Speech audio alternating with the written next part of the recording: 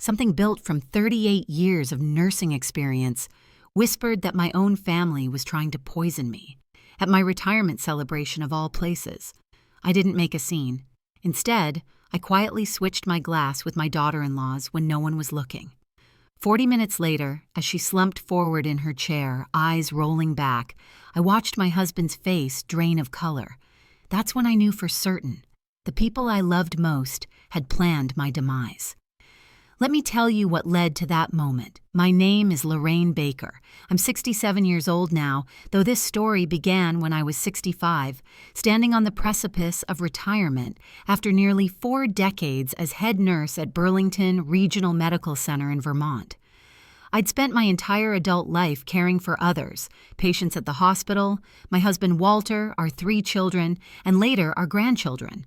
I was the woman people leaned on, the steady hand in emergencies, the one who kept everything running when chaos threatened.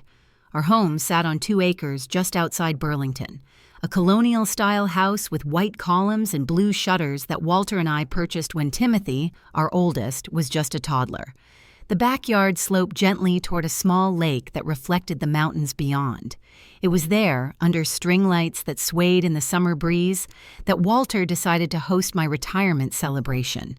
"You deserve something special," he'd said, his arm around my shoulders as we stood in the kitchen one morning.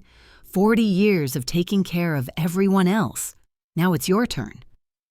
I remember how his voice cracked slightly, how he cleared his throat and turned away quickly to pour more coffee. I attributed it to emotion. After all, we'd been married 45 years. Perhaps he was feeling sentimental about this new chapter in our lives.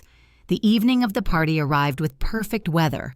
Warm July air carrying the scent of freshly cut grass and the apple pies I'd baked that morning.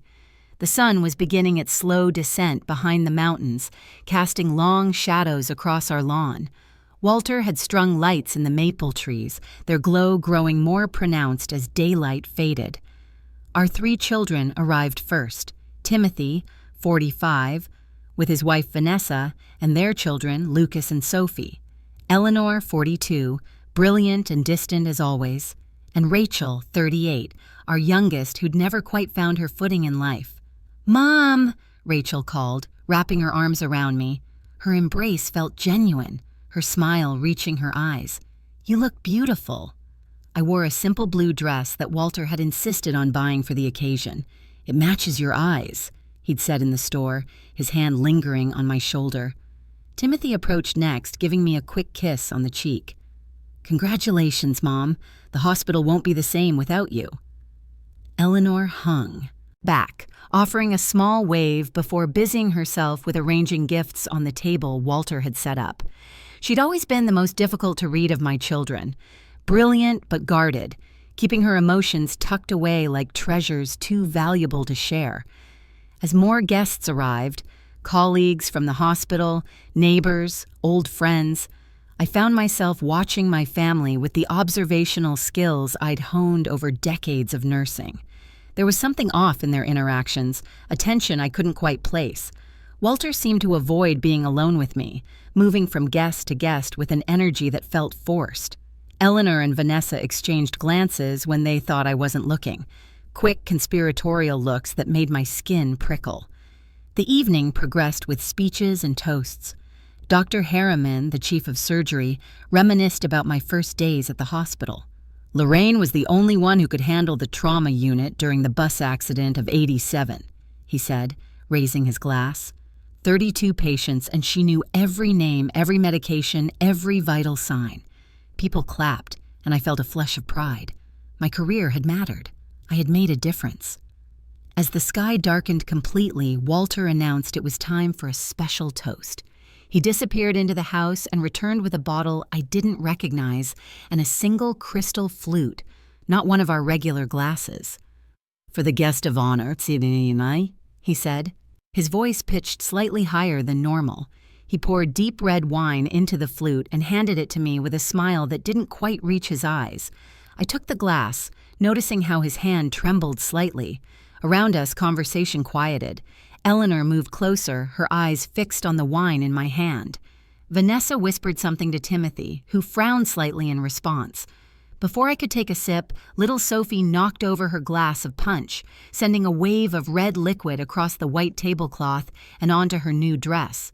The commotion that followed, Vanessa's exasperated sigh, Timothy's quick move for napkins, Sophie's tearful apologies, gave me a moment to observe something strange.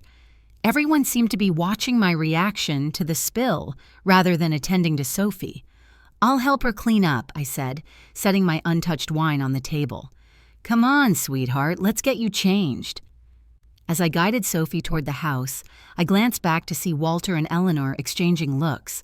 Something cold settled in my stomach, an intuition born from years of watching patients, of noticing the subtle signs that something wasn't right.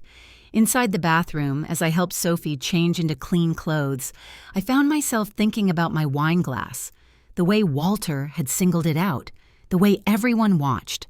On impulse, I slipped the glass from the table as we passed by, carrying it with me to the master bathroom under the pretense of getting something for Sophie's stained dress. Under the bright bathroom light, I examined the wine. There was a subtle shimmer to it, a quality I recognized from my years in medicine. Something had been dissolved in the liquid, something that wasn't supposed to be there. My heart pounded against my ribs as I considered the implications. Was I being paranoid? Had decades of medical vigilance made me see threats where none existed? I thought of Walter's strange behavior over the past few weeks. Hushed phone calls, unexplained absences, documents quickly hidden when I entered his study. I made a decision then, one born of instinct rather than reason. I wouldn't confront them. Not yet. First, I needed to understand what was happening. When Sophie and I returned to the party, I moved through the guests with practiced ease, smiling and accepting congratulations. I watched as Vanessa set her wine glass down on a side table while she adjusted Lucas's tie. With everyone's attention on Dr. Harriman's story about the blizzard of '94, I casually switched my glass with Vanessa's. Then I waited, engaging in conversation, laughing at old stories, all while keeping Vanessa in my peripheral vision. 40 minutes later, she began to slur her words. Her movements became uncoordinated, her eyelids heavy. When she tried to stand, she stumbled, catching herself on the edge of the table. "Are you okay?" Timothy asked, concern etching lines around his eyes. "I'm just tired," Vanessa mumbled, her head lolling slightly. "Maybe too much wine." Walter's face had gone ashen. Eleanor stood abruptly, her chair scraping against the patio stones. The sound cut through to the evening chatter like a scalpel. "Let's get you inside," I said, moving to Vanessa's side with the calm efficiency that had served me through countless medical emergencies. "Timothy, help me get her to the guest room." As we guided Vanessa through the concerned guests, I caught Walter and Eleanor exchanging panicked glances. Rachel looked genuinely worried, following us into the house with a glass of water. We laid Vanessa on the bed in the guest room. Her breathing was steady but shallow, her pupils constricted even in the dim light.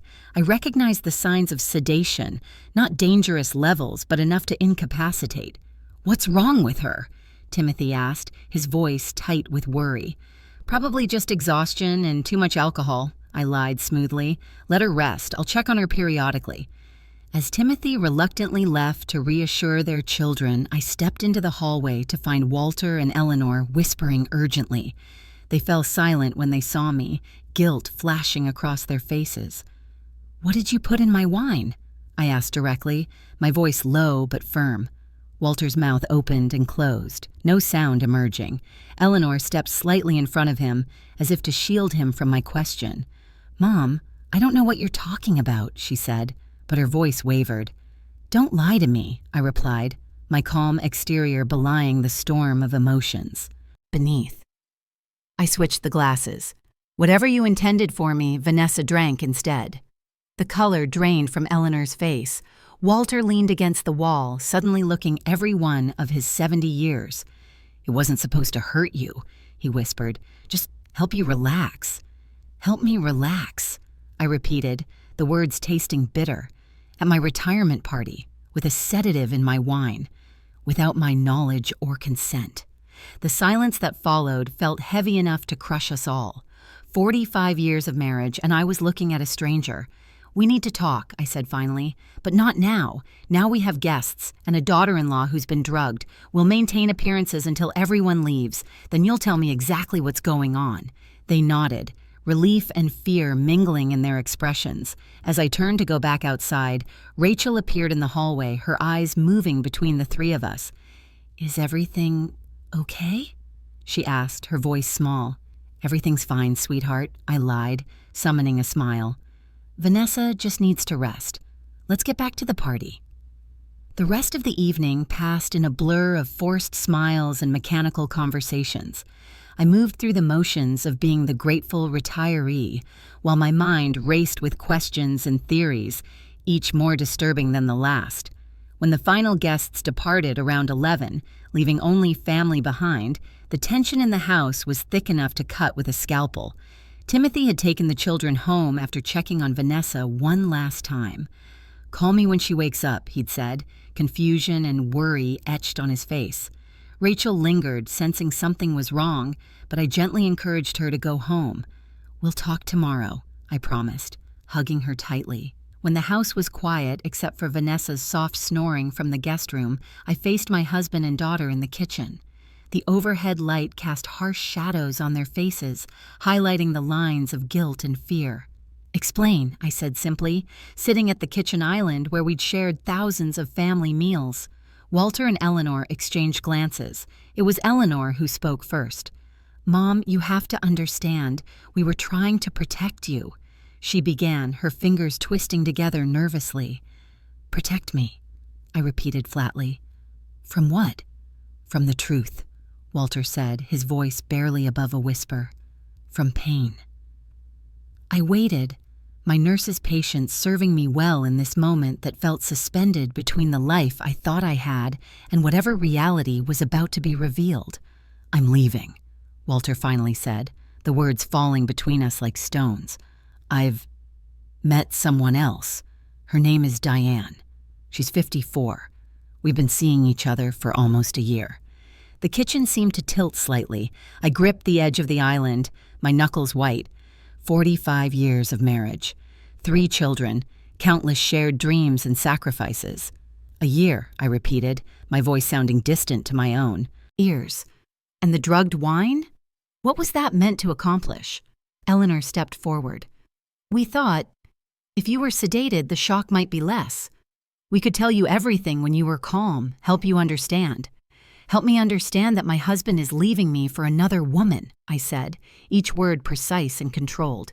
"And you thought drugging me was the compassionate approach." Walter wouldn't meet my eyes. "There's more," he said. "The house, we need to sell it. Diane and I want to move to Arizona. I've already transferred most of our savings to a separate account." The room went completely still. I could hear the old grandfather clock ticking in the living room, marking seconds in a life that suddenly made no sense. "How much?" I asked. "Most of it," Walter admitted, "about 80% of our retirement funds. 45 years of shared finances, of trust, of building a future together. And you knew about this?" I asked Eleanor. She nodded, tears spilling down her cheeks. "I helped him set up the accounts. I'm sorry, Mom. I thought it would be easier this way." "Easier," I echoed. The word hung in the air between us, hollow and meaningless. "The plan was to tell you tonight after everyone left," Walter continued. "The sedative was just to help with the shock, to make the transition smoother." "The transition," I repeated, my voice eerily calm. "To being abandoned, to having my life savings stolen, to losing my home." "Not stolen," Walter protested weakly. "I earned that money too." I looked at him then, really looked at him, this man I'd loved since I was 20 years old, his familiar face now twisted with guilt and something else. Relief? Was he relieved to finally unburden himself of this secret? Of me? "Get out," I said quietly. "Lorraine, get out of my house. Both of you. Now." Eleanor started to protest, but Walter touched her arm, silencing her. They left without another word, the front door closing with a soft click that somehow sounded final. Alone in the kitchen, Under the two bright lights, I finally allowed myself to feel the full weight of what had happened. My husband of 45 years had been planning to leave me, had already taken our money, and had conspired with our daughter to drug me to ease the transition. The betrayal cut deeper than any physical wound. This wasn't just the end of a marriage. It was the destruction of my understanding of my entire adult life. Every memory now called into question. Every moment of happiness potentially a lie. I moved through the silent house to the guest room where Vanessa still slept. Sitting beside her on the bed, I checked her pulse and breathing. Still normal, thankfully. Whatever they had put in the wine wasn't dangerous, just strong enough to make someone compliant and confused. As I watched my daughter-in-law's peaceful face, a cold realization settled over me. Vanessa knew. She had to have known. The looks she'd exchanged with Eleanor, her proximity to the conversation when Walter brought out the special wine. She was part of this conspiracy against me. How many others knew? Timothy? Rachel? How long had I been the subject of whispers and plans behind my back? The hurt was so profound it transcended tears. I sat in the dark room, listening to Vanessa's steady breathing, and made a decision. I wouldn't collapse. I wouldn't give them the satisfaction of breaking me. I had spent my entire life being strong for others. Now I would be strong for myself. Before you continue with my story, if you've ever discovered a truth too late, make sure you're subscribed. Here, every story is a mirror of life. The morning after my retirement party dawned bright and clear, the kind of perfect summer day that Vermont is famous for. Sunlight streamed through the kitchen windows as I made coffee, moving through the familiar routine with mechanical precision. My mind felt oddly calm, as if the shock had created a buffer between me and my emotions. Vanessa was still asleep in the guest room. I had checked on her throughout the night, my nursing instincts overriding my personal feelings. Her vitals remained stable, and her sleep had gradually shifted from drug-induced to natural. As I sipped my coffee on the back porch, watching the morning light play across the lake, I tried to make sense of my life before yesterday's revelation. Walter and I had met at the University of Vermont in 1974. I was studying nursing. He was in business administration. Our courtship had been sweet and uncomplicated. Movies on campus, walks by Lake Champlain, studying together in the library until closing time. We married after graduation, bought our first small apartment in Burlington, and started our careers. Timothy arrived 2 years later, Eleanor 3 years after that, and Rachel, our surprise blessing, when I was 29. Walter built his accounting practice while I moved up the ranks at the hospital, eventually becoming head nurse of the emergency department. Our life hadn't been perfect, but I had thought it was good, solid, real. We had weathered the usual storms, financial struggles in the early years, parenting challenges, health scares.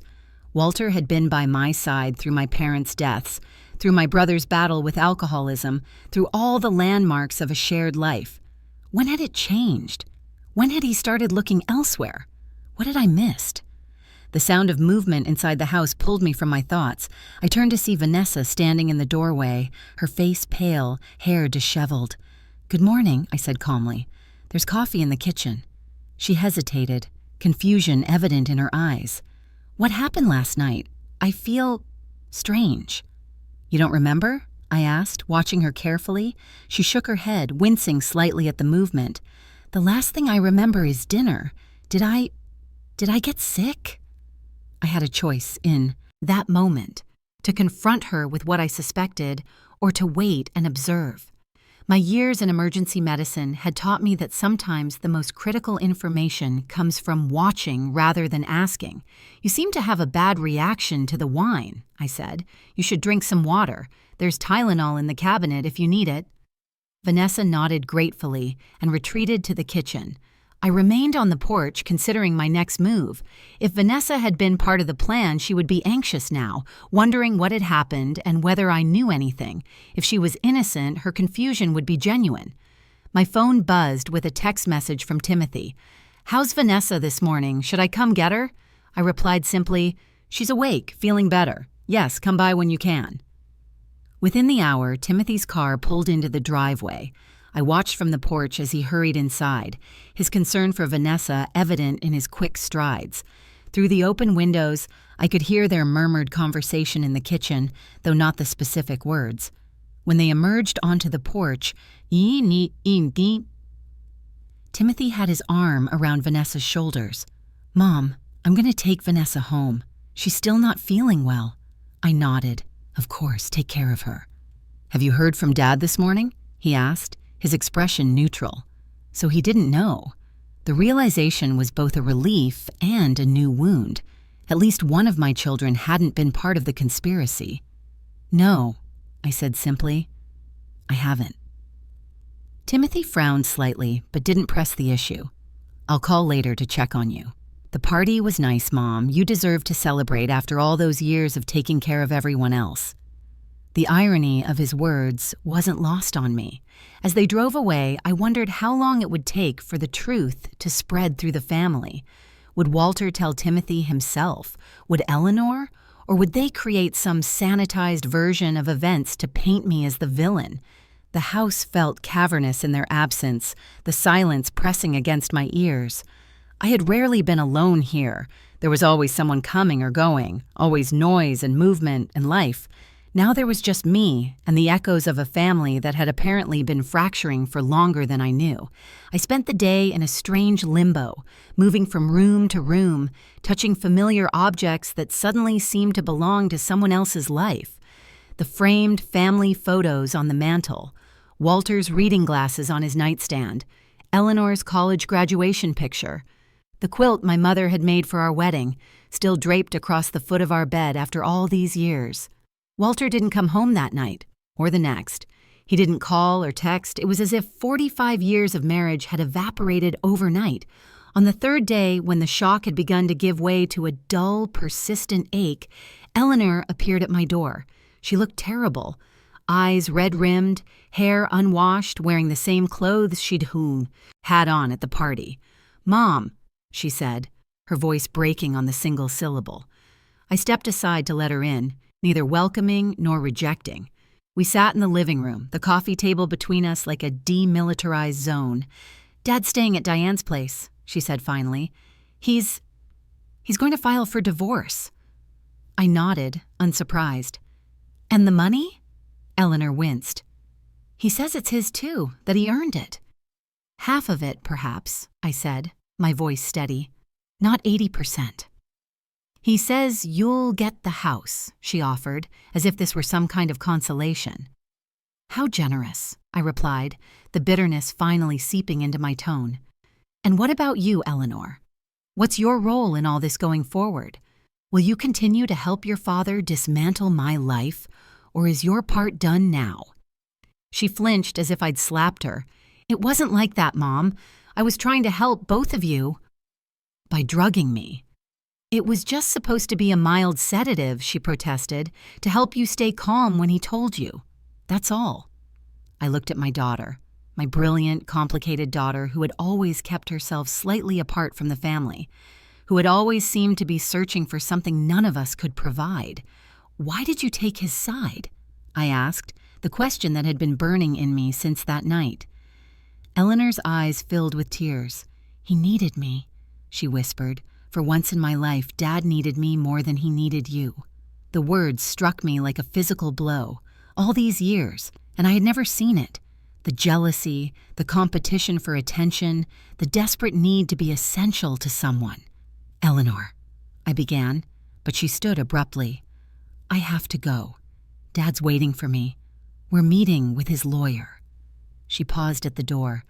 "I'm sorry it happened this way, Mom. I really am."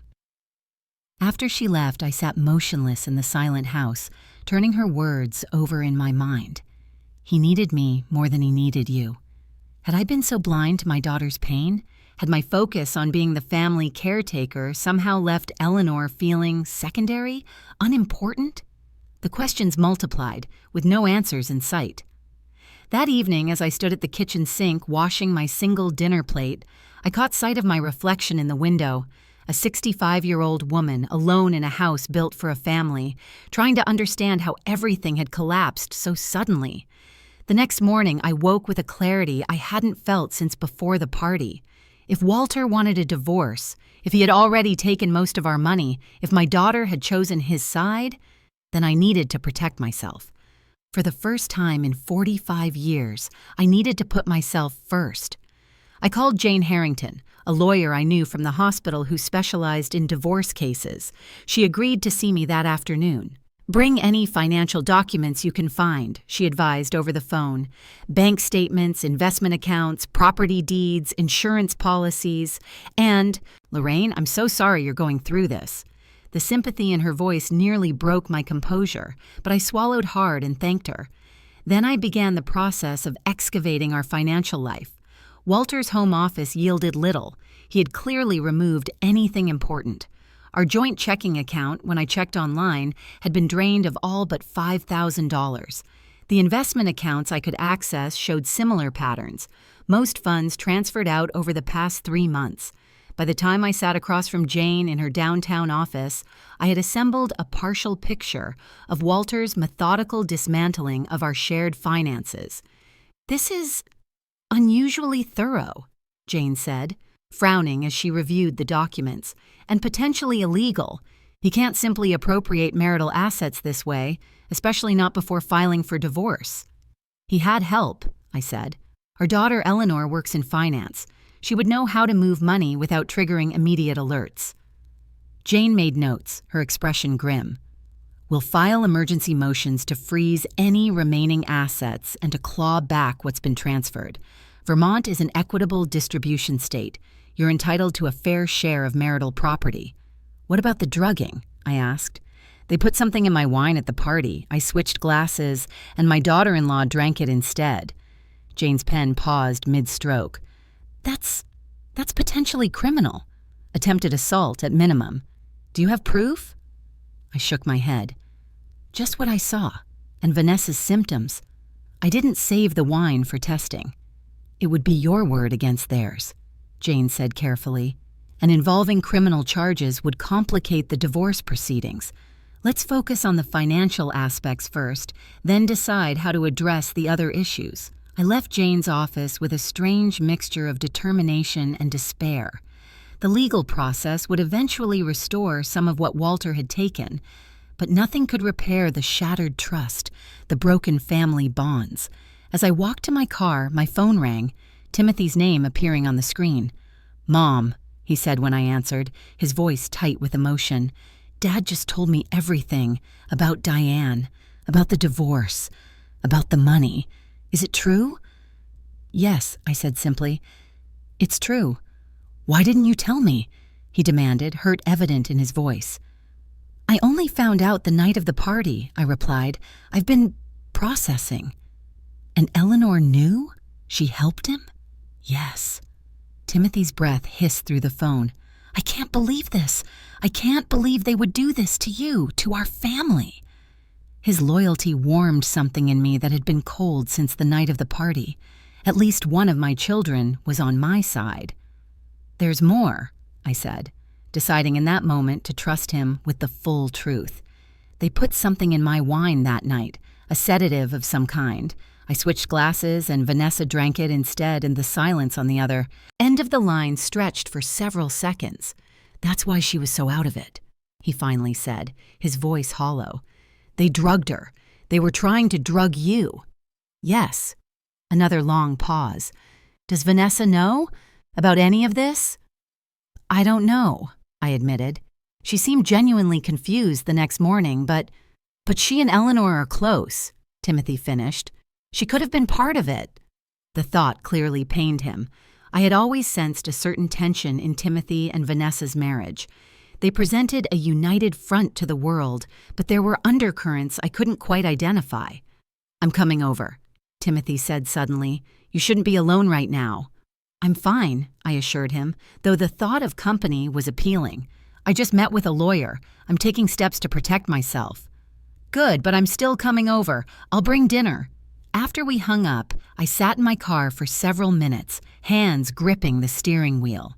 Timothy's support was a lifeline I hadn't realized I needed so desperately. For days, I had been adrift in a sea of betrayal, trying to stay afloat by myself. Now, finally, someone had thrown me a rope.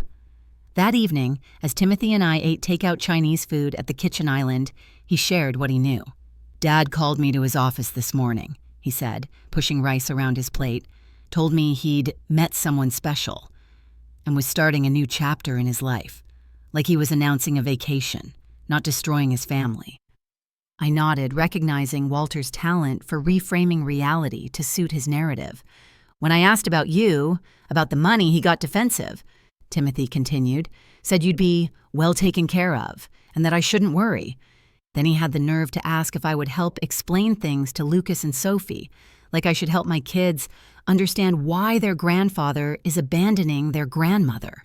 The thought of my grandchildren trying to process this situation made my chest ache.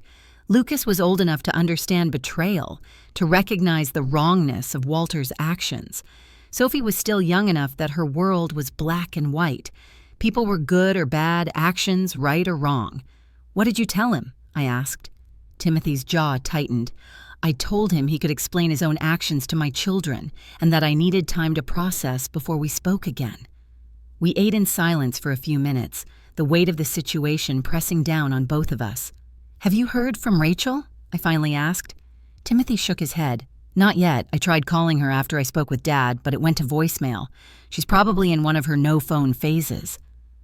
Rachel, my youngest, had always marched to her own drummer.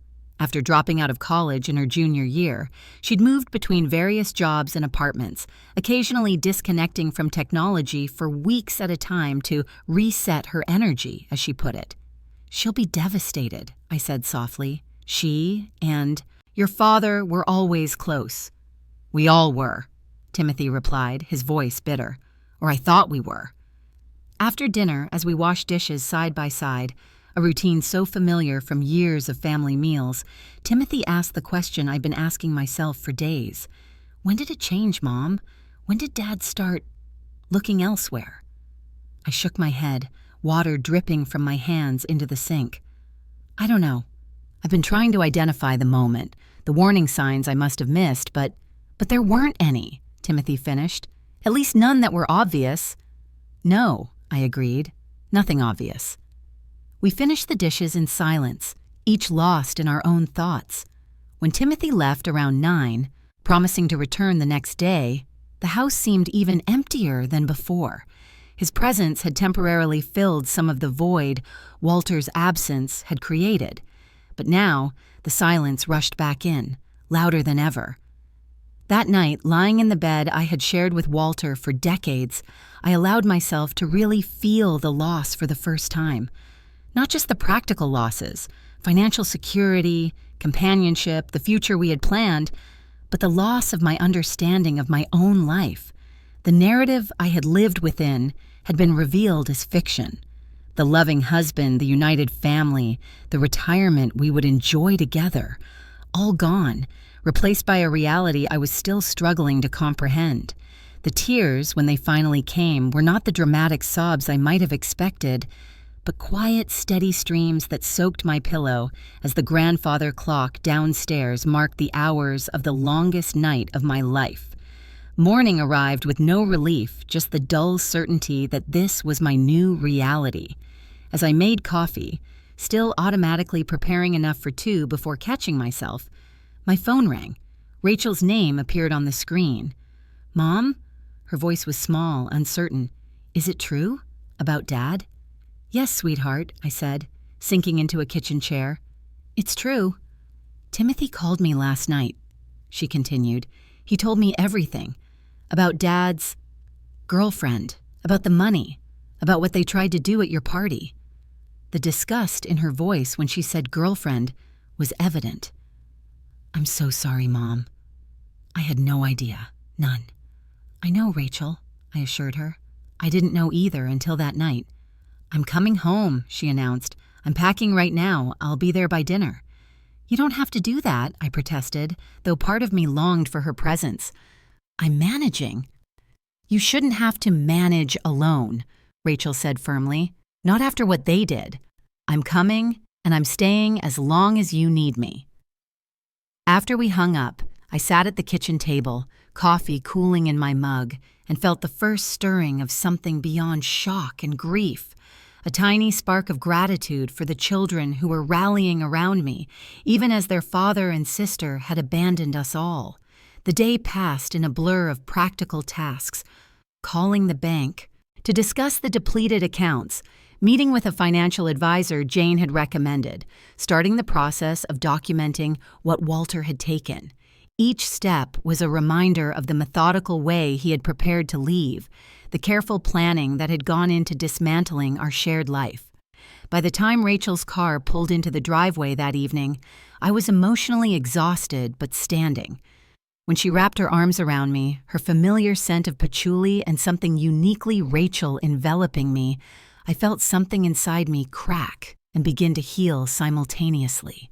"I'm here, Mom," she whispered against my hair. "I've got you." We sat on the porch swing as the summer evening settled around us, Rachel's hand in mine, and I told her everything, the full story, with all the painful details I had been holding inside. "I always thought Eleanor was the most like you," Rachel said when I finished. "Strong, capable, independent, but she's not like you at all, is she?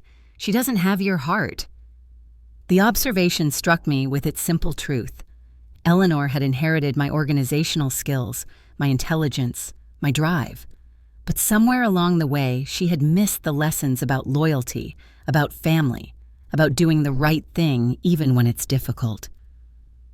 "I keep wondering what I did wrong with her," I admitted, "where I failed as a mother." Rachel squeezed my hand. "You didn't fail, Mom. Eleanor made her choices, just like Dad did, just like we all do." As darkness fell, fireflies began to appear over the lawn, their intermittent glow like stars brought down to earth. Rachel and I watched them in comfortable silence, the rhythm of the swing soothing in its familiarity. "Remember when we used to catch fireflies in jars?" Rachel asked suddenly. "You always made us release them before we went to bed. You said they deserved to be free." The memory was like a photograph suddenly brought into focus. Summer evenings on this same porch, my children running across the lawn with glass jars, their laughter carrying on the warm air. "You were always the one who wanted to keep them," I recalled, smiling slightly. "You'd beg to keep just one in your room overnight."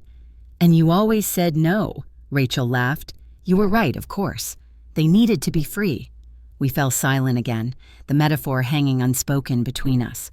Walter had wanted to be free, of me, of our marriage, of the life we had built together.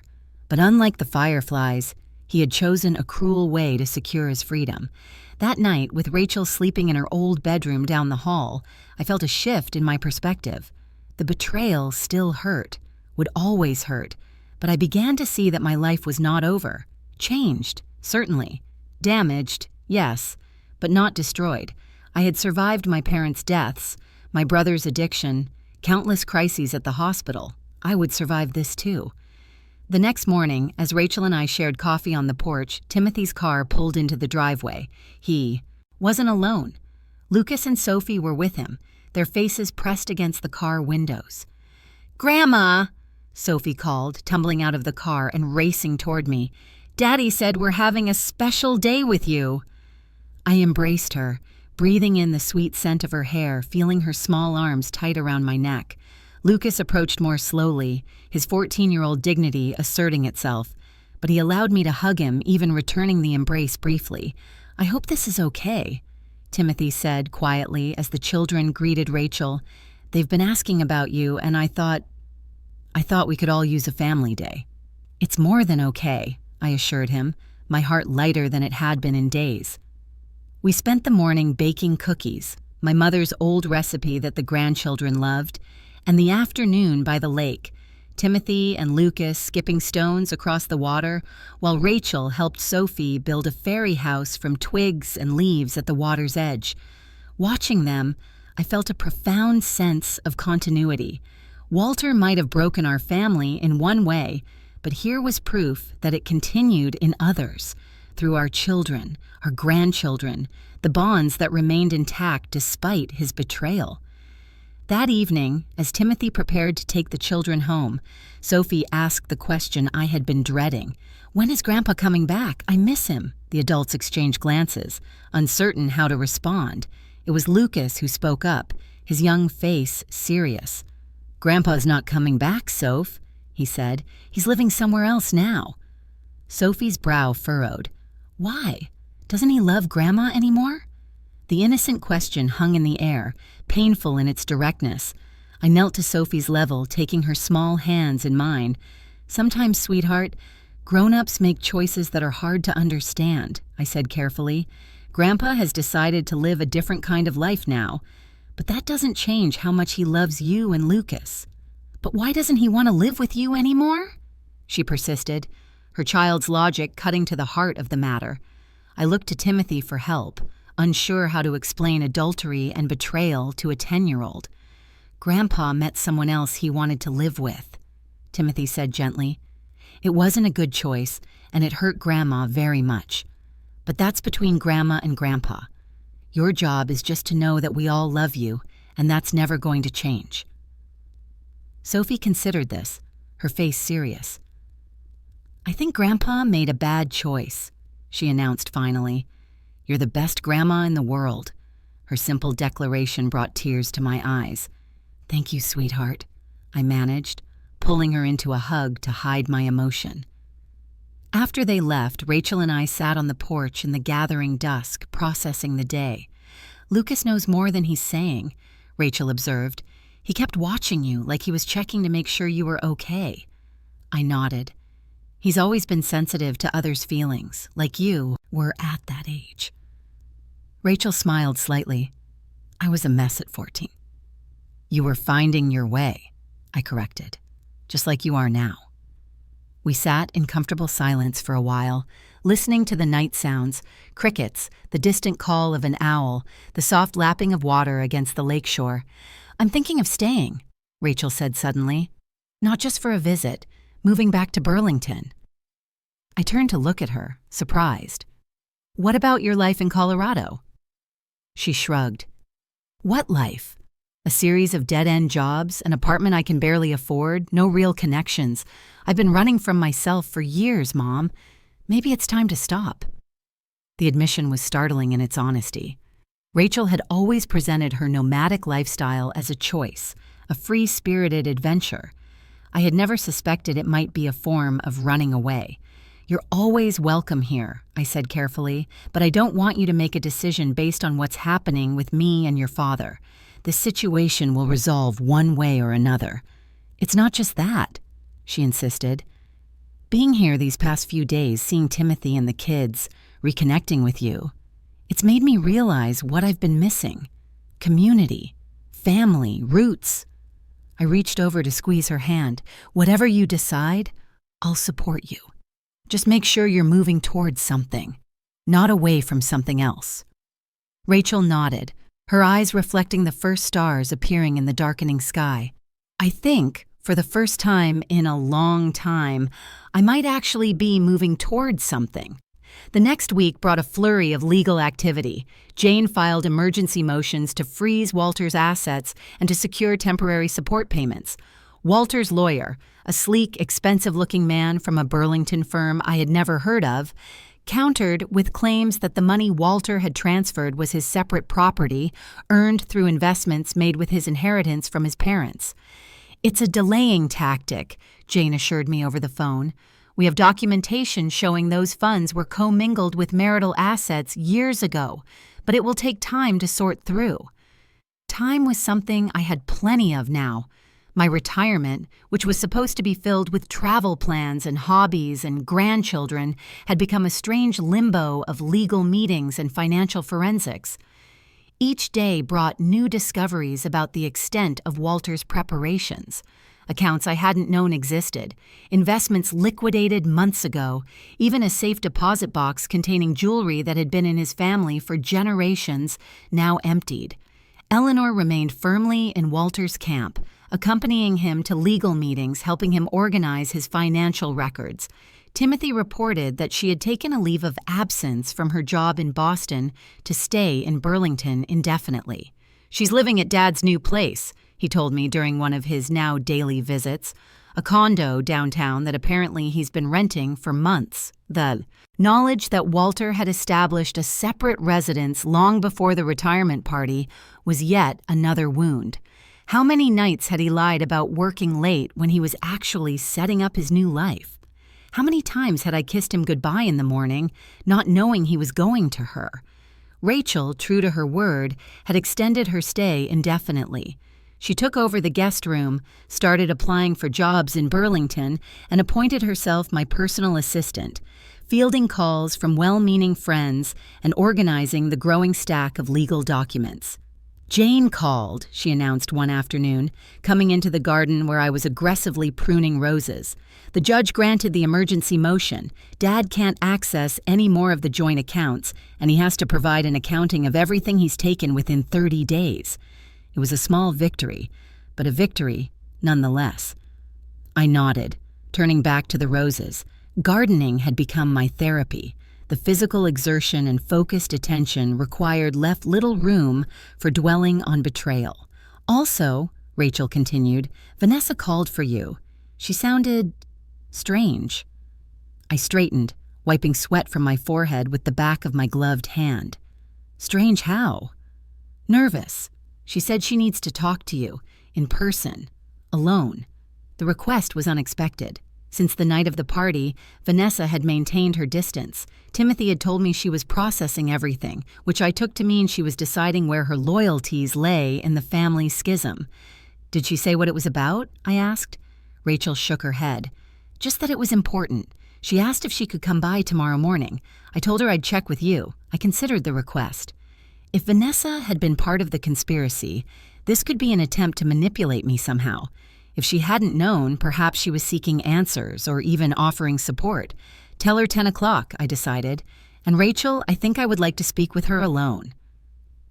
Rachel nodded, though concern flickered across her face.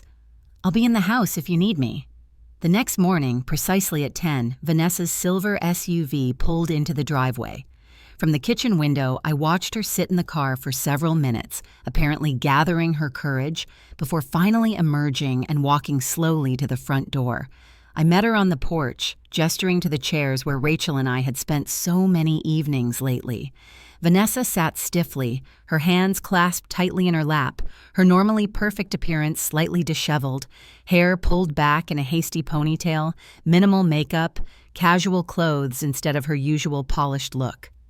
"Thank you for seeing me," she began, her voice slightly higher than normal. "I know things are complicated right now." I nodded but said nothing, waiting. "I need to tell you something," she continued, her eyes fixed on her hands. "About the night of your party, about what happened to me." I felt a flicker of vindication. So she did know something. "I'm listening," I said calmly. Vanessa took a deep breath. "Eleanor came to me about a week before the party. She said Walter was planning to leave you, that he'd met someone else, and that they were worried about how you would take the news." She paused, glancing at me quickly before looking away again. "She said they had a plan to tell you after the party, when everyone was gone, that they had something to help you stay calm, a mild sedative. She asked me to help distract you, if necessary, to make sure you drank from the special glass Walter would give you." The confirmation of what I had suspected sent a chill through me despite the warm morning. "And you agreed," I said. Not a question, but a statement. Vanessa nodded, shame evident in her posture. It sounded reasonable the way she explained it. Just something to take the edge off, to prevent a scene. "Eleanor said you might have a heart attack from the shock otherwise." "A heart attack," I repeated flatly, "from learning my husband was leaving me." "It sounds ridiculous now," Vanessa admitted, "but Eleanor can be very persuasive. And I've always felt like you disapproved of me, like I wasn't good enough for Timothy. Part of me wanted to, be on the winning side for once." The admission was startling in its honesty. I had never disliked Vanessa, though I had sometimes found her priorities puzzling. Her focus on appearances, on social status, on maintaining a perfect facade even when I knew their finances were strained. "So, you agreed to help drug me," I summarized, keeping my voice level. Yes, she whispered. God, it sounds so awful when you say it like that, but yes. And then you drank from the wrong glass. Vanessa looked up, confusion evident in her expression. What? I switched the glasses, I explained. I noticed something wasn't right, so I switched my glass with yours when no one was looking. You drank the sedative meant for me. Understanding dawned on her face, followed quickly by horror. You knew? And you let me drink it? I knew something was in my wine, I clarified. I didn't know exactly what or how strong it might be. I made a split-second decision to protect myself. Vanessa stared at me, a complex mixture of emotions crossing her face: shock, anger, grudging respect. I could have been seriously harmed, she said finally, by the same substance you were willing to give me without my knowledge or consent, I pointed out. If it was safe enough for me, it was safe enough for you. The logic was irrefutable. Vanessa fell silent, processing this new information. Why are you telling me this now? I asked after a moment. She sighed, shoulders slumping. Because Timothy doesn't know I was involved. He thinks I was an innocent victim, just like you were supposed to be. He's been so angry at Walter and Eleanor, so supportive of you. If he knew the truth, you're afraid he would leave you, I finished. Vanessa nodded miserably. Our marriage hasn't been great for a while. The situation with you and Walter, it's brought us closer. He's been so caring, so concerned about me, about us. I can't lose that. The irony wasn't lost on me. Walter's attempt to leave his marriage had potentially saved his sons, but the deception at the heart of this newfound closeness troubled me. So you want me to keep your secret, I said, to protect your marriage while mine lies in ruins. I know it's asking a lot, Vanessa acknowledged, but I'm trying to make things right. I've cut off contact with Eleanor. I told Walter I want nothing to do with his plans. I'm firmly on your side now, yours and Timothy's. Because it's convenient, I observed. Vanessa flinched but didn't deny it. Maybe at first. But seeing what they were willing to do, how they planned it all, it's opened my eyes. What kind of person drugs their mother-in-law? What kind of person helps them do it? The question hung between us, heavy with implication. I don't know what kind of person does that, I said finally, but I do know what kind of person I am.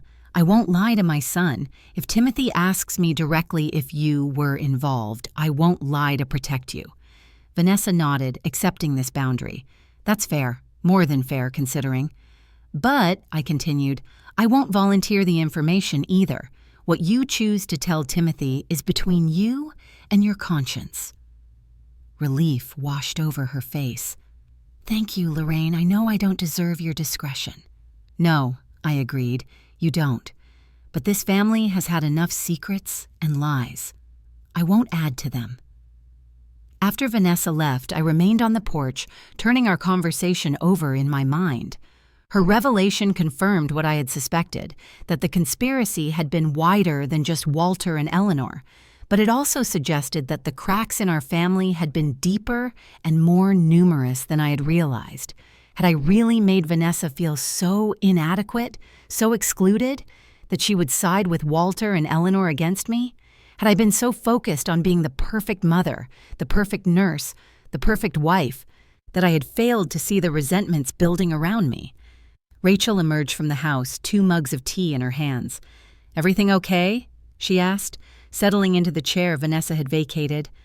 Not really, I admitted, accepting the tea gratefully. But maybe getting there. Want to talk about it? I considered the question. Rachel had become my confidant in these strange, painful weeks, but Vanessa's confession felt like something I needed to process alone, at least for now. Not yet, I said, but soon. Rachel nodded, understanding without being told that some wounds needed privacy to heal. We sat in companionable silence, watching a pair of cardinals flit between the maple trees at the edge of the lawn. The female was less vibrant than her mate, her reddish-brown plumage more subtle against the green leaves, but she moved with purpose, with confidence in her place in the world. I thought about that bird often in the weeks that followed, her quiet strength, her essential role in the partnership that human observers might overlook, focusing instead on her mate's brilliant plumage. I had never considered myself overlooked in my marriage. I had been the organizer, the caretaker, the one who made everything work. But perhaps in Walter's eyes, I had been the drab partner, necessary but not exciting, valued for function rather than essence. The legal proceedings dragged on through the summer and into fall. Walter's attempts to hide assets were systematically exposed and countered. Jane proved to be as tenacious as she was competent, tracking down accounts and investments with the determination of a bloodhound. Eleanor remained firmly in Walter's corner, accompanying him to court appearances, glaring at me across conference tables as if I were the one who had shattered our family. Timothy maintained a strained relationship with his father and sister, limiting their access to Lucas and Sophie until, as he put it, they demonstrate some basic human decency. Rachel, true to her word, had found a job at a local bookstore and moved permanently into the guest room, which she had gradually transformed with her eclectic style. Tapestries on the walls, crystals on the windowsill, books stacked in precarious towers beside the bed. And I began to rebuild. Not the life I had lost, that was gone forever, but a new life, shaped by new understandings of myself and those around me. I volunteered at a women's shelter, offering medical expertise and practical support to women whose situations made my own troubles seem manageable by comparison. I joined a divorce support group at the community center where I found unexpected comfort in the shared experiences of others who had also seen long marriages end in betrayal. And slowly, painfully, I began to examine my own role in the family dynamics that had led to this point. Not that I deserved what Walter had done. Nothing could justify his actions or those of Eleanor and Vanessa. But I had to acknowledge that my focus on being needed, on being the indispensable caretaker, had created patterns that were not entirely healthy. "You never let anyone take care of you," Rachel observed one evening as we sat by the fireplace, the first chill of autumn making its presence felt. "Even now, you're more worried about how Timothy and I are handling this than about yourself." I looked up from the book I had been pretending to read, surprised by her insight. "That's not true. I've been completely self-absorbed these past months." Rachel shook her head, smiling slightly. "Mom, you've been organizing your own divorce documents, volunteering at the shelter, helping Timothy with the kids, and worrying about whether I'm settling by staying at Burlington. That's not self-absorption. That's you doing what you've always done, taking care of everyone else." Her words struck a chord. Even in the midst of the greatest crisis of my life, I had instinctively fallen back on familiar patterns. Be strong, be capable, put others first. "I don't know how to be any other way," I admitted. "Maybe that's part of what you're meant to learn from all this," Rachel suggested gently. "How to let others support you, how to put yourself first sometimes." The idea was uncomfortable, almost foreign, but as the weeks passed, I began to experiment with small acts of self-prioritization, saying no when Timothy asked me to babysit on short notice, allowing Rachel to handle some of the communication with Jane, taking a day just for myself to drive to the coast and walk along the beach, answering to no one. It was during one of these solo excursions, on a crisp October day with leaves turning gold and crimson along the highway, that I received the call that would change everything again. "Lorraine!" Jane's voice came through the car's speakers, tense and urgent. "Where are you?" "Driving back from Ogunquit," I replied, concern immediately rising. "What's happened?" "Walter's been hospitalized," she said. "Apparent heart attack. Timothy's been trying to reach you." My hands tightened on the steering wheel. Despite everything, the news sent a shock through me. Walter, who had always been robustly healthy, who prided himself on his daily 5-mile runs and his perfect cholesterol levels, had had a heart attack. "How bad?" I asked, already calculating the fastest route back to Burlington. "Critical, from what Timothy told me," Jane replied. "They're doing tests now. He's at Burlington Medical." My hospital, where I had worked for 38 years, where everyone knew me and knew what Walter had done. I'll be there in an hour, I said, pressing the accelerator slightly. Lorraine, Jane said hesitantly, you don't have to go. No one would blame you if you decided this isn't your problem anymore. The suggestion took me by surprise. Of course I would go. Walter was the father of my children, my husband of 45 years.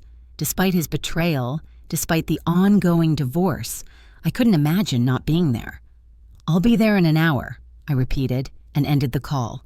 As I drove, memories flooded back. Walter at 22, proposing by Lake Champlain with a ring he couldn't afford. Walter at 30, pacing the hospital corridor as I gave birth to Rachel.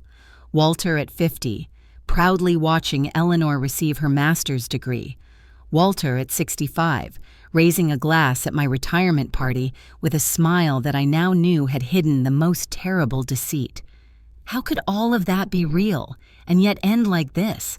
How could 45 years of shared life become a legal battle over assets and property? And now, how could I reconcile the man who had betrayed me so completely with the man whose health crisis still had the power to send me rushing to his side? I arrived at Burlington Medical just as dusk was falling, the hospital windows glowing against the darkening sky. The emergency entrance was painfully familiar. How many thousands of times had I walked through those doors, ready to face whatever crisis awaited? But never like this, never as the almost ex-wife of a patient. Timothy met me in the waiting room, his face drawn with worry. "Mom," he said, embracing me tightly, "I'm so glad you came." "Of course I came," I replied, stepping back to look at him. "What happened?" "He collapsed at his office," Timothy explained, leading me to a quiet corner. His assistant called 911. "They're saying it was a major heart attack. He's in the cardiac ICU now." "Have they done an angiogram? Determined the extent of the damage?" Timothy shook his head. "They're still running tests. The cardiologist is supposed to update us soon." I nodded, slipping automatically into medical mode. "Who's with him now?" Timothy's expression hardened slightly. "Eleanor. And her." "Her?" I repeated, momentarily confused. "Diane," Timothy clarified, his voice tight with disapproval. "Dad's girlfriend." The word hung between us, awkward and inadequate to describe the woman for whom Walter had dismantled our family. "I see," I said, processing this new complication. "Have you met her before?" Timothy nodded grimly. "Once, when I went to confront Dad about the money. She was there. Tried to play peacemaker, if you can believe it, as if she had any right to be involved." The bitterness in his voice was palpable. I placed a hand on his arm, offering what comfort I could. "This is difficult for everyone," I said, "but right now, your father's health is what matters. The rest can wait." Timothy looked at me with a mixture of admiration and confusion. "How can you be so calm after everything he did?" It was a good question, one I wasn't sure I could answer fully. 40 years of emergency nursing, I said simply. You learn to compartmentalize. Before Timothy could respond, the double doors to the treatment area swung open, and a familiar figure emerged. Dr. Lisa Chen, one of the cardiologists I'd worked with for years. "Lorraine," she said, surprise evident in her voice. "I didn't expect to see you here." "Hello, Lisa," I replied, stepping forward. "This is my son, Timothy. We're here about Walter Baker." Dr. Chen's expression shifted to professional neutrality, though I could see the questions in her eyes. Like everyone at the hospital, she knew about Walter's betrayal. Burlington was too small a community for such gossip to remain contained.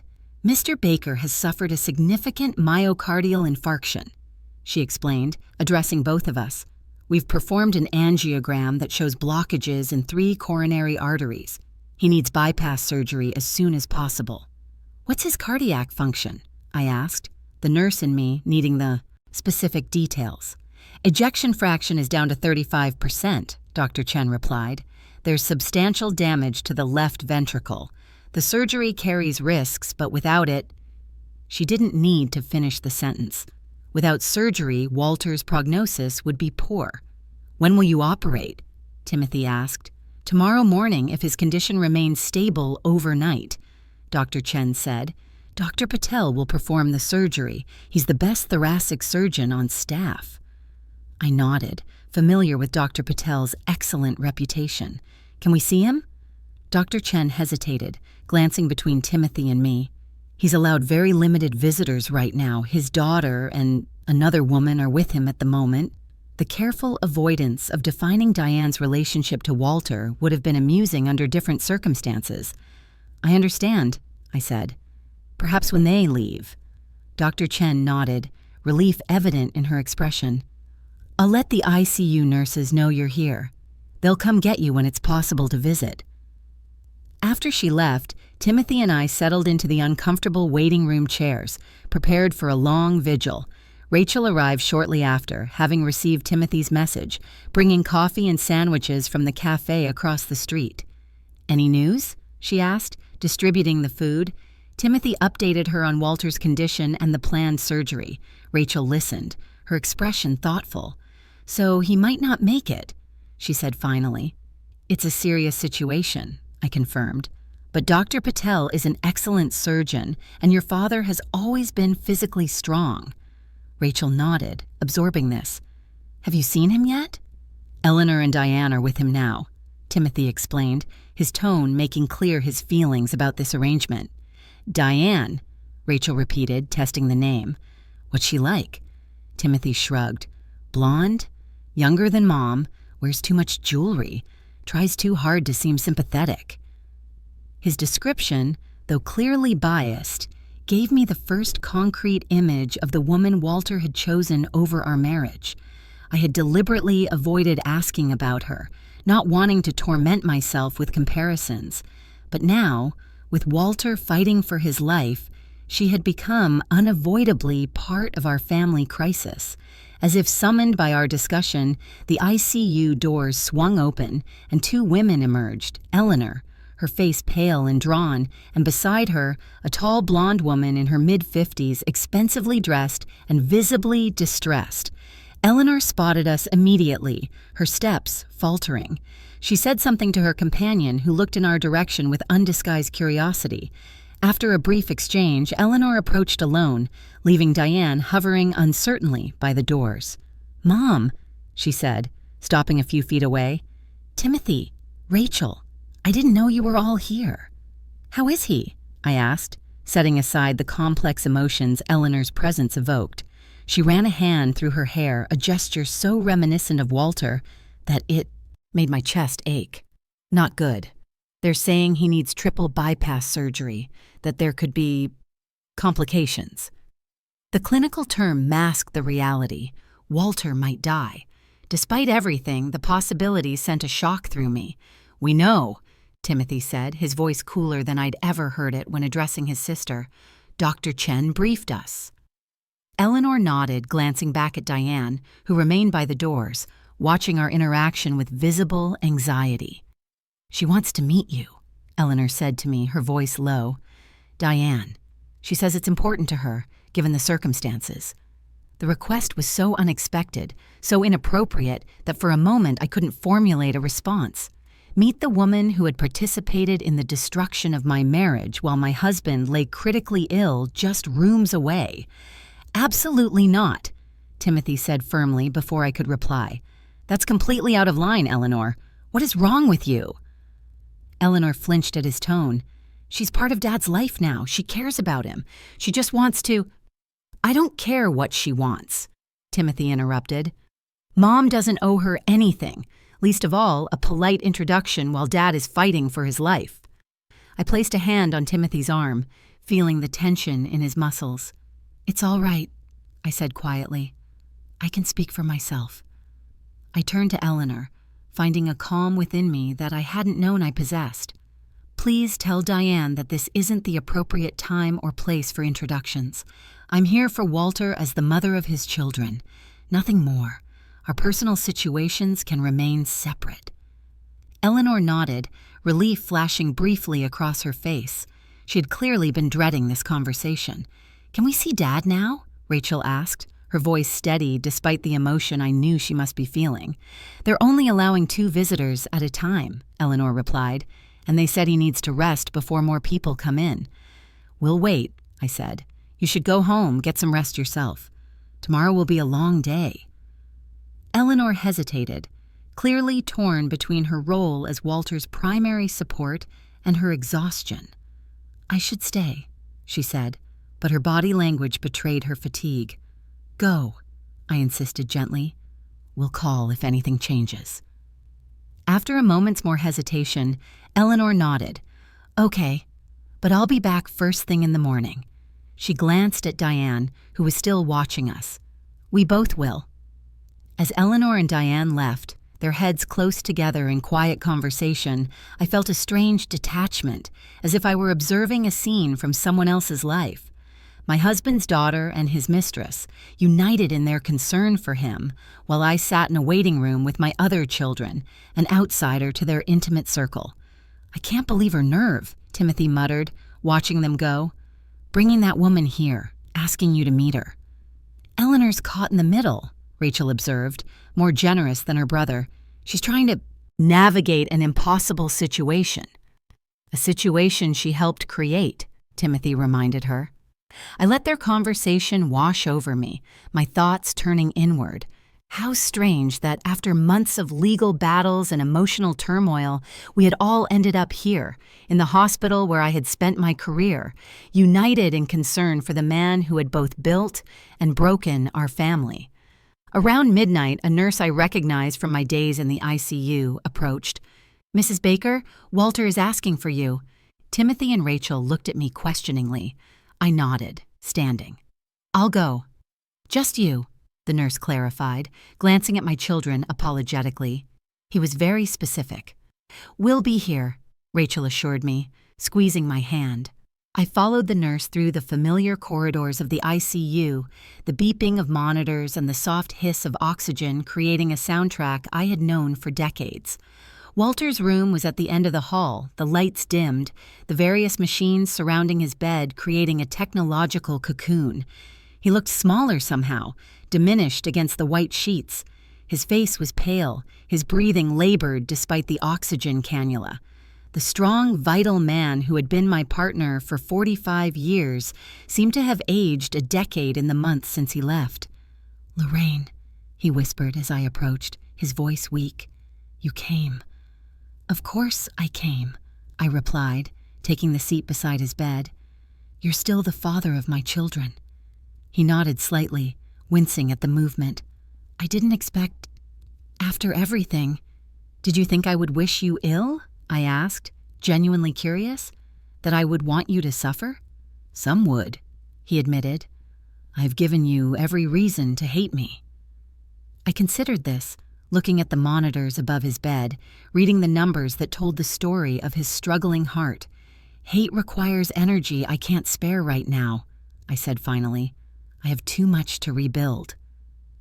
Walter's eyes filled with tears, a sight so rare that it momentarily startled me. Nay, in 45 years of marriage, I had seen Walter cry perhaps 3 times.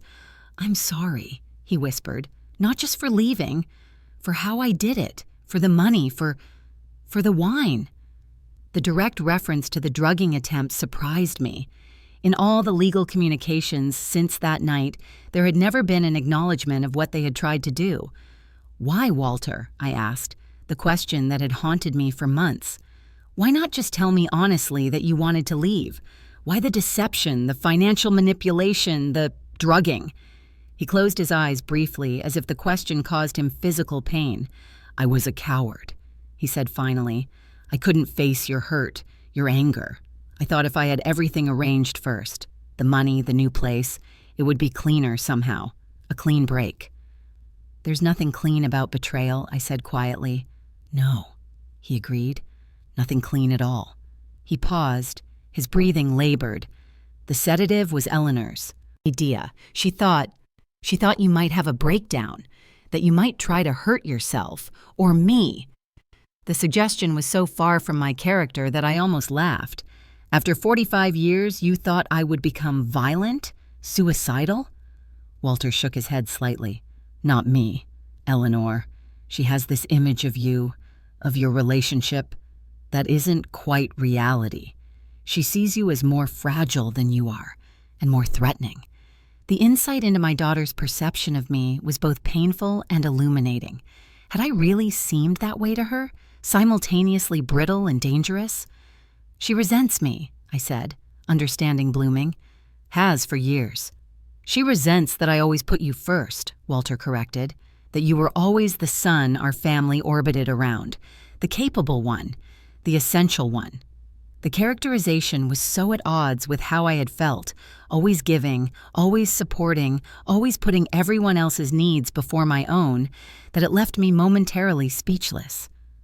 "I never asked for that role," I said finally. "No," Walter agreed. "But you assumed it, and I let you. And Eleanor. Eleanor wanted to be the essential one for once." The monitors beeped steadily, marking the passage of time as I absorbed this new perspective on my family dynamics. Had I really been the center of our family universe, as Walter described? Had my competence, my caregiving, somehow cast a shadow over Eleanor, left her feeling secondary, unneeded? "That doesn't excuse what she did," I said. "What you both did." "No," Walter agreed. "Nothing excuses it." He reached for my hand, his fingers cold against mine. "I'm afraid, Lorraine." The admission, so simple and human, cut through the layers of hurt and anger I had built around my heart. Whatever Walter had done, whatever pain he had caused, he was facing the ultimate vulnerability now, his own mortality. "The surgery has a good success rate," I said, falling back on medical facts for comfort. "Dr. Patel is an excellent surgeon." "I'm not afraid of dying," Walter said, surprising me. "I'm afraid of dying with you hating me, with this ugliness between us being the final chapter of our story." I looked at him, really looked at him, seeing past the betrayal to the man I had loved for most of my life, the father of my children, my companion through decades of joy and hardship. "I don't hate you, Walter," I said truthfully. "I'm angry, I'm hurt. I'm still trying to understand how 45 years of marriage could end this way, but I don't hate you." Relief washed over his face. "Thank you," he whispered. "I don't deserve your forgiveness."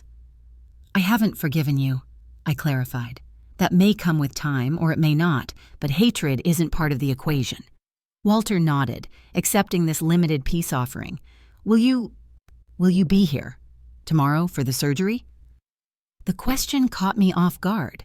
With Eleanor and Diane firmly established as his support system, I had assumed my role would be peripheral, receiving updates perhaps, but not actively participating. "If you want me to be," I said carefully. "I do," he replied, his voice stronger than it had been. "Not instead of Eleanor or Diane, but in addition to. For the children's sake, if nothing else. For the children's sake." Even now, he couldn't quite admit that he wanted me there for himself, that he needed the comfort of my presence, my familiarity. "I'll be here," I promised, standing. "You should rest now. Save your strength for tomorrow." As I turned to leave, Walter caught my hand. "Lorraine," he said, his voice barely audible. "If I don't make it—" "Don't," I interrupted, unable to bear whatever deathbed confession or request might follow. "Save it for after the surgery. We'll have time then."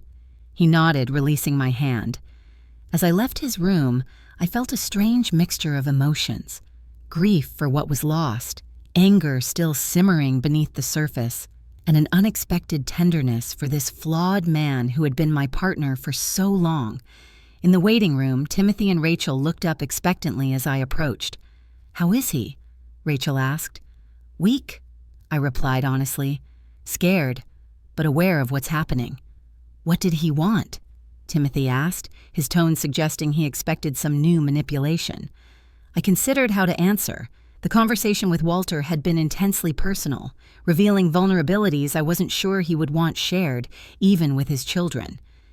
"He wanted to apologize," I said finally, "and to ask if I would be here tomorrow, for the surgery." "And you said yes," Rachel guessed, a small smile playing at her lips. I nodded. "I said yes." Timothy frowned slightly. "After everything he did, you're still there for him. I don't understand how you can do that, Mom." I sat beside him, suddenly exhausted. 45 years doesn't disappear overnight, Timothy. Whatever your father did, however badly he handled the end of our marriage, those years were real. The family we built was real. I can acknowledge that while still protecting myself going forward. That's remarkably generous, Timothy said, his expression softening. It's not generosity, I corrected. It's self-preservation. Holding on to anger and bitterness would only hurt me in the long run.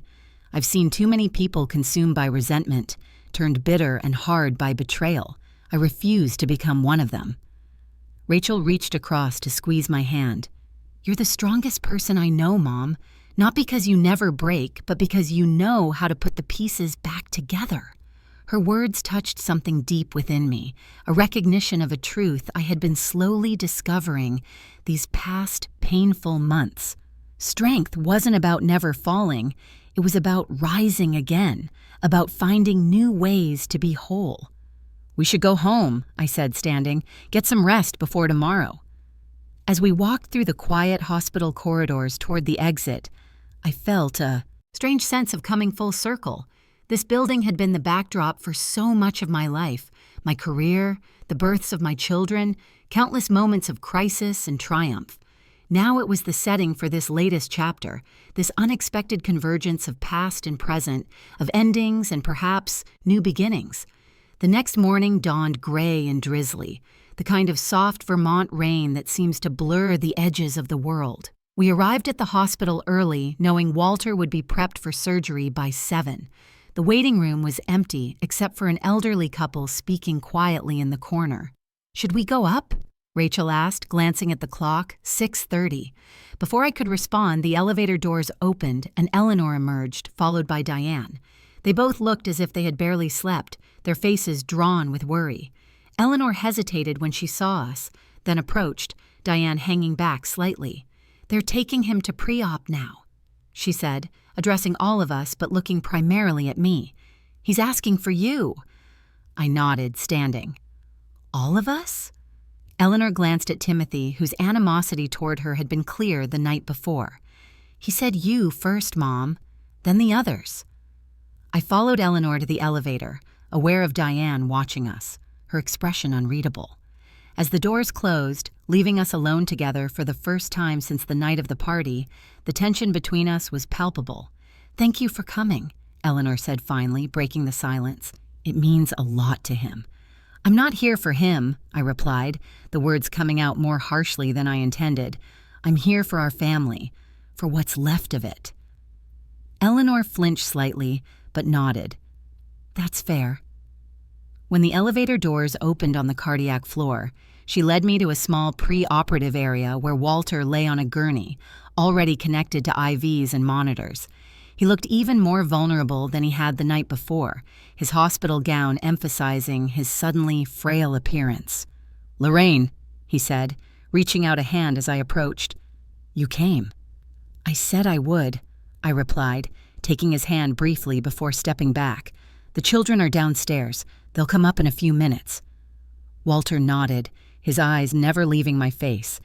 If something happens during the surgery, don't, I interrupted, just as I had the night before. Focus on getting through this. There will be time for conversations later. He shook his head slightly. I need to say this now, while I still can, while I'm thinking clearly. I glanced at Eleanor, who stood a few feet away, watching us with an unreadable expression. Perhaps this should be private, I suggested. She nodded, understanding, and stepped outside the curtained area, leaving Walter and me alone. What is it? I asked, turning back to him. Walter took a labored breath. There's a letter in my desk at home, the condo, in the top right drawer. If I don't make it, I want you to read it. It explains things I should have told you months ago, years ago, maybe. The mysterious reference sent a chill through me. What more could there be that I didn't already know? All right, I said, though I had no intention of going to his condo, of entering the space he shared with Diane. Promise me, he insisted, his grip on my hand tightening. Promise you'll read it. Something in his intensity made me nod. I promise. Relief washed over his face. "Thank you." He paused, then added, "I never stopped loving you, Lorraine. Even when I thought I had, even when I convinced myself I needed something different. Some part of me has always loved you, and always will." The declaration, so at odds with his actions over the past months, left me momentarily speechless.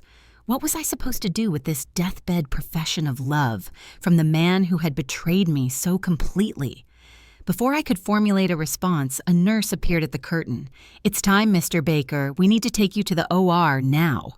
Walter's eyes remained fixed on mine, desperate for some acknowledgement, some reciprocation of his declaration. "I'll be here when you wake up," I said finally, the only truth I could offer. "The children, too."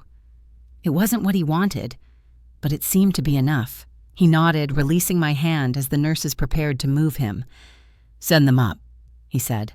"I want to see them before—" I nodded, stepping back to allow the medical team to work. As they wheeled Walter toward the elevator that would take him to the operating room, I found Eleanor waiting in the hallway. "He wants to see the children," I said, quickly before they take him down. Eleanor nodded, already pulling out her phone to text Timothy and Rachel. "Mom," she said as I turned to go, "what did he tell you?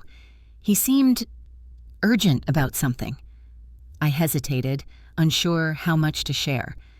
"He mentioned a letter," I said finally, "in his desk at the condo.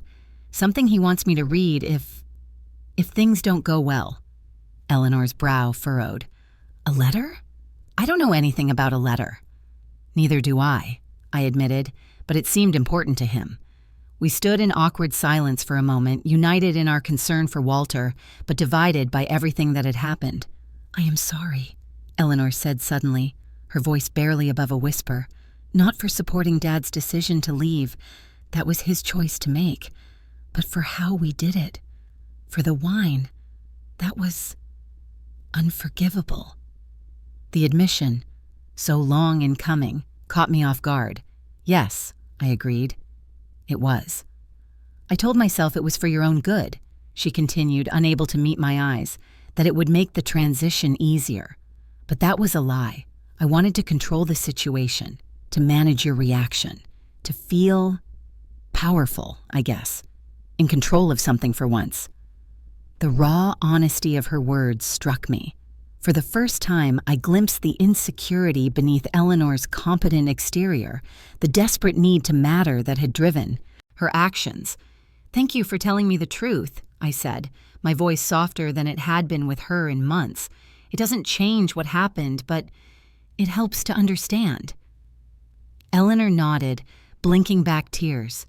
"Do you think you'll ever be able to forgive me?" It was the question I'd been asking myself since the night of the party. Whether forgiveness was possible after such a profound betrayal, not just by my husband, but by my own daughter.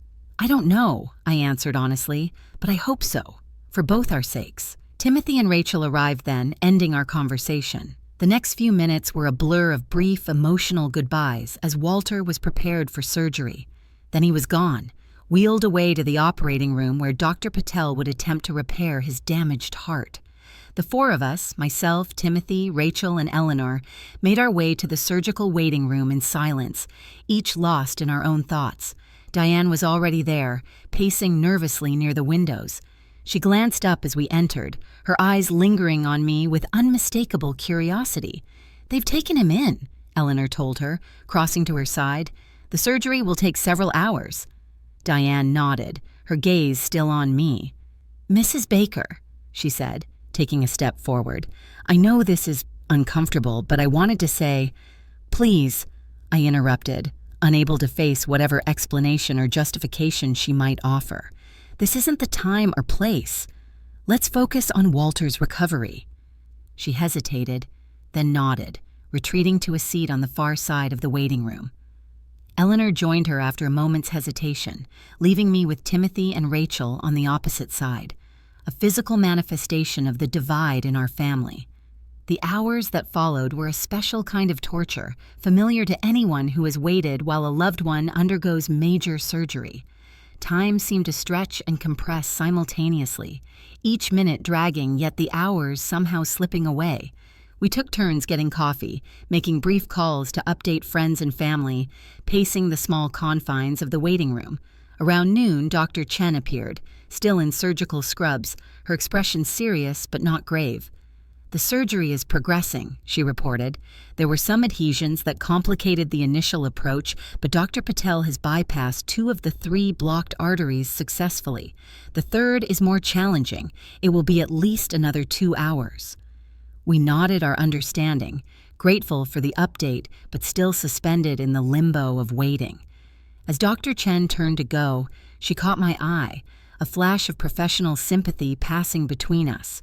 One medical professional to another, acknowledging the particular difficulty of being on this side of the healthcare equation. The afternoon crawled by. Timothy left briefly to check on his children, who were staying with a neighbor.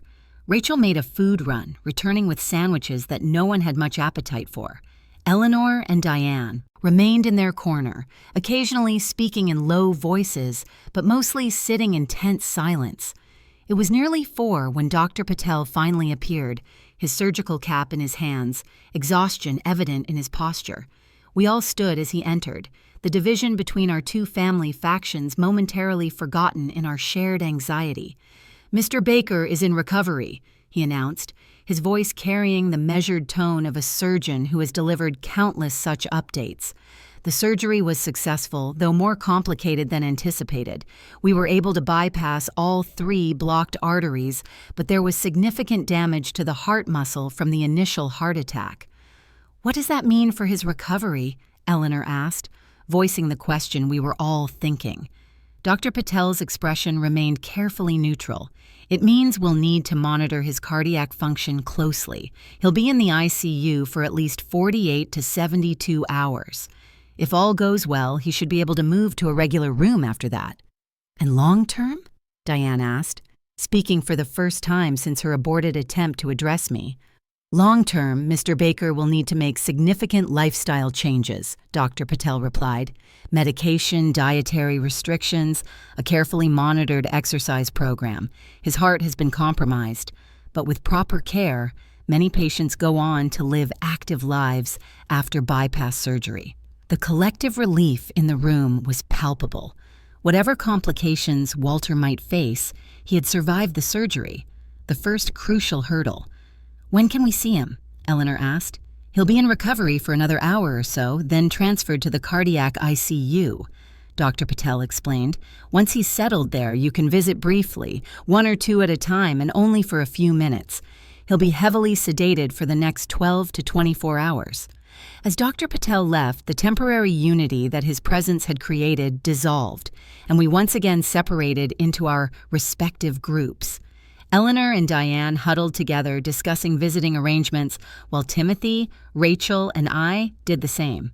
"You should go first, Mom," Rachel suggested. "You were his wife for 45 years. "Eleanor should go first," I countered. "She's been his primary support through all this. And Diane, she's his partner now." The word felt strange on my tongue. Partner. Such a neutral term for the woman who had replaced me in Walter's life. Timothy frowned. "You're still legally his wife, Mom, and his healthcare proxy, unless he changed that too." I shook my head. "He did. Eleanor showed me the paperwork last month. She's his proxy now." This was one of the many legal changes Walter had made in preparation for his new life, transferring not just financial assets but decision-making authority from me to Eleanor. At the time, it had felt like yet another rejection, another erasure of my role in his life. Now it seemed almost a relief. The burden of making critical healthcare decisions for Walter would not fall to me. "Still," Rachel insisted, "you should see him, even briefly." I nodded, too exhausted to argue further, when a nurse appeared an hour later to announce that Walter had been transferred to the ICU and could have his first brief visitors. I stood along with Eleanor and Diane. "Family first," the nurse said, looking between us uncertainly. "We're all family," I said, surprising myself with the inclusivity of the statement, "but perhaps his daughter should go first, then his partner. I can wait." Eleanor shot me a grateful look, then followed the nurse, Diane, close behind her. Timothy squeezed my hand, a silent acknowledgement of the generosity of my gesture. "That was kind," Rachel observed quietly, considering. I shrugged, suddenly too tired to parse the complex emotions the day had evoked. It seemed simplest. When my turn came, nearly an hour later, I entered Walter's ICU room alone, steeling myself for the sight of him post-surgery. Despite my years in healthcare, despite having seen countless patients in similar situations, nothing quite prepared me for the vulnerability of Walter's appearance. Pale, intubated, connected to a maze of tubes and wires, his chest swathed in bandages. I approached his bed quietly, not expecting him to be conscious. To my surprise, his eyes fluttered open as I reached his side, recognition dawning slowly through the haze of anesthesia and pain medication. "You're all right?" I said softly, falling into the reassuring tone I had used with thousands of patients over the years. "The surgery went well. You need to rest now." Walter couldn't speak around the breathing tube, but his fingers twitched slightly, as if reaching for my hand. After a moment's hesitation, I placed my hand over his, a simple human connection transcending the complications of our relationship. "I'll come back tomorrow," I promised, "when you're more awake." His eyes held mine for a moment longer, conveying something I couldn't quite interpret, before drifting closed again, the medications pulling him back into sleep. As I left his room, I felt a strange sense of closure, not of our relationship or of the legal proceedings that would continue regardless of Walter's health crisis, but of the acute phase of my emotional response to his betrayal. The white-hot pain of discovery had cooled over the months into something more manageable, more contained. I could look at Walter now and see not just the man who had betrayed me, but the complex, flawed human being with whom I had shared a life. In the waiting room, Timothy and Rachel stood as I approached. "How is he?" Rachel asked. "Sedated, but he opened his eyes briefly," I replied. He recognized me. "Do you want to stay longer?" Timothy asked. "Rachel and I can wait." I shook my head, suddenly aware of the bone-deep exhaustion that had settled over me. "No, I need to go home, get some real rest. We can come back tomorrow." As we gathered our things to leave, Eleanor approached, her expression cautious. "Mom," she said hesitantly, "would you mind if I came by the house later? There's something I need to talk to you about." The request surprised me. Eleanor had not set foot in our family home since the night of the party. "All right," I agreed after a moment. "Around 8? She nodded, relief evident in her posture. "Thank you, I'll be there." The drive home was quiet, each of us processing the events of the day in our own way.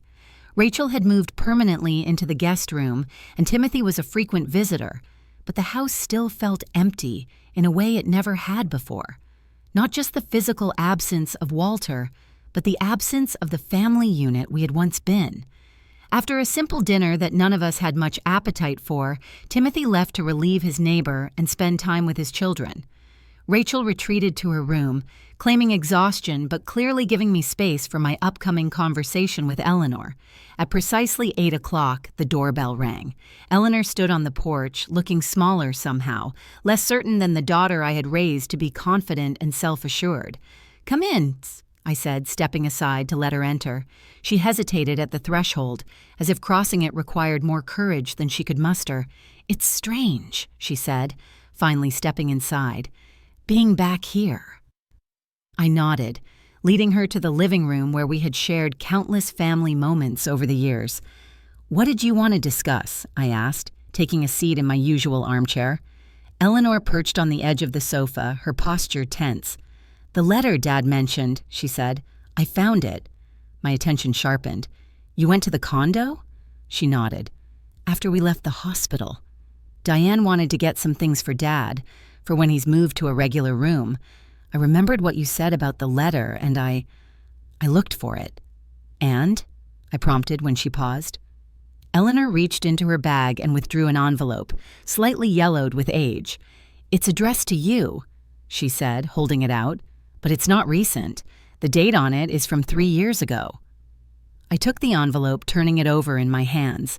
My name was written on the front in Walter's familiar handwriting, the paper creased as if it had been handled many times. "Did you read it?" I asked, looking up at Eleanor. She shook her head, a flush rising to her cheeks. "No, I was tempted, but it's not addressed to me." The restraint surprised me, given Eleanor's recent history of boundary violations. "Thank you for bringing it," I said, setting the letter aside. "I'll read it later." Eleanor nodded, making no move to leave. "There's something else," she said after a moment. "Something I need to tell you about Dad, about everything." The seriousness of her tone sent a chill through me. "What is it?"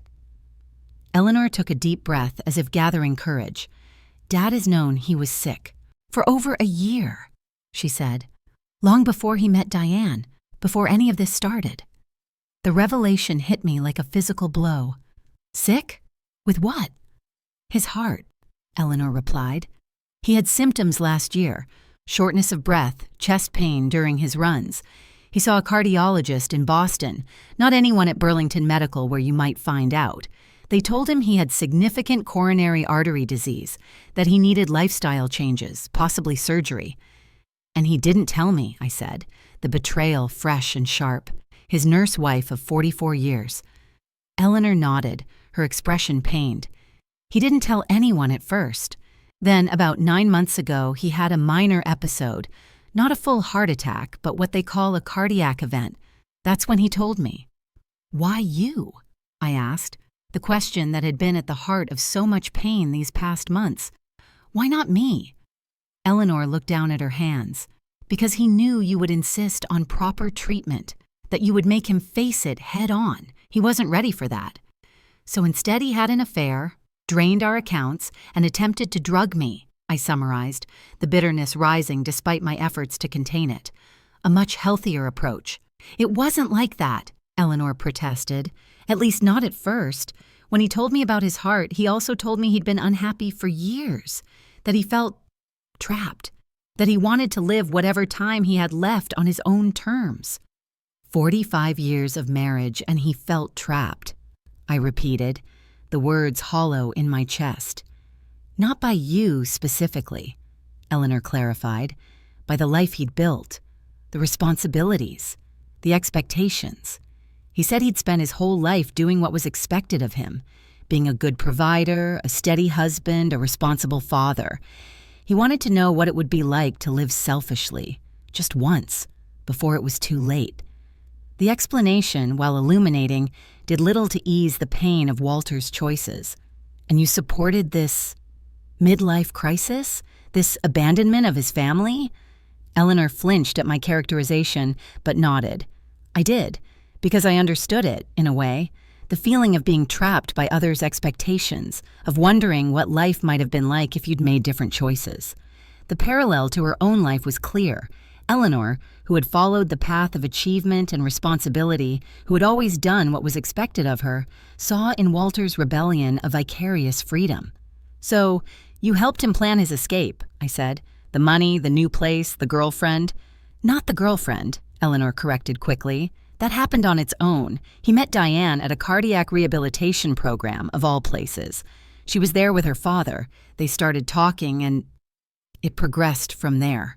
The irony was almost too perfect, Walter finding romance in the very medical setting he had avoided sharing with me. "And the drugging?" I asked, returning to the violation that had marked the beginning of this nightmare. "How did that fit into his quest for authentic living?" Eleanor had the grace to look ashamed. "That was my idea," she admitted. "Dad was worried about telling you everything at once, the affair, the money, his heart condition. He thought it would be too much shock. I suggested something to take the edge off. To make me compliant," I corrected, "to prevent me from fighting back." "Yes," Eleanor acknowledged, her voice small. "That was the real reason. I was afraid of your reaction, afraid you would fight the divorce, contest the financial arrangements, maybe even try to force Dad into treatment he didn't want. The sedative was meant to make you manageable." The calculated nature of the plan still had the power to shock me, even months later. My own daughter had deliberately planned to drug me to make me manageable during the dismantling of my life. What changed? I asked. After the party? After I switched the glasses? What changed for you?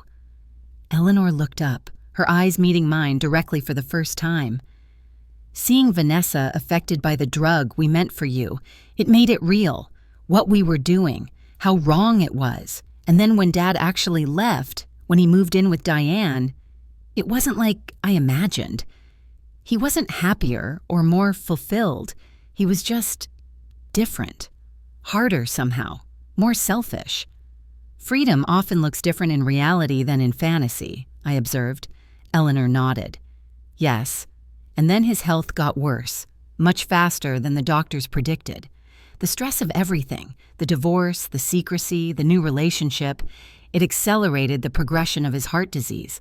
By the time he had the actual heart attack, he was already much sicker than anyone knew. The pieces were falling into place now. Walter's urgency about the letter, his deathbed profession of love, the complex mix of guilt and fear I had seen in his eyes. "Why are you telling me this now?"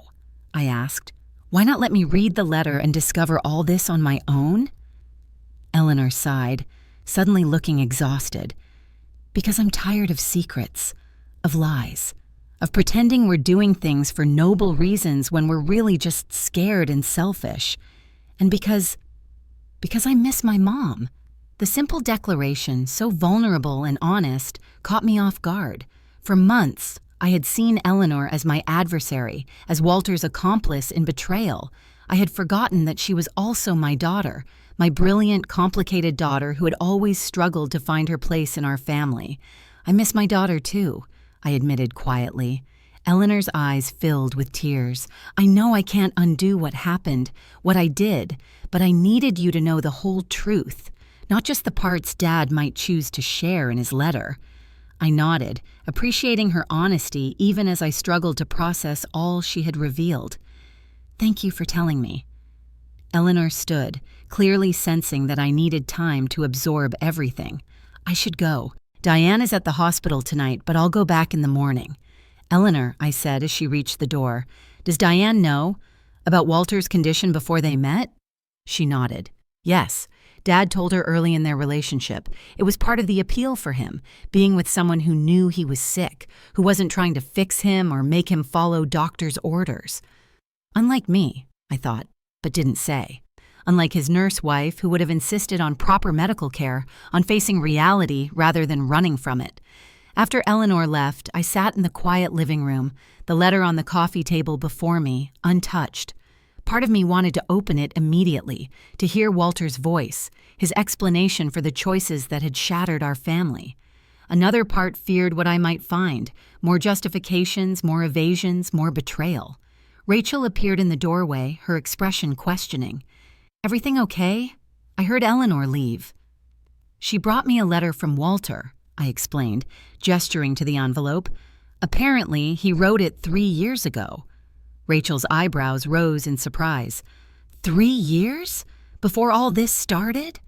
I nodded. According to Eleanor, Walter has known he had heart problems for over a year. He kept it from me deliberately. Rachel crossed the room to sit beside me on the sofa. "Are you going to read it?" I looked at the letter, Walter's handwriting on the envelope suddenly seeming like a message from another time, another life. "Yes," I decided. "But not tonight.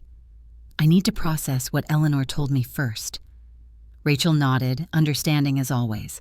"Want some tea? I just made a pot."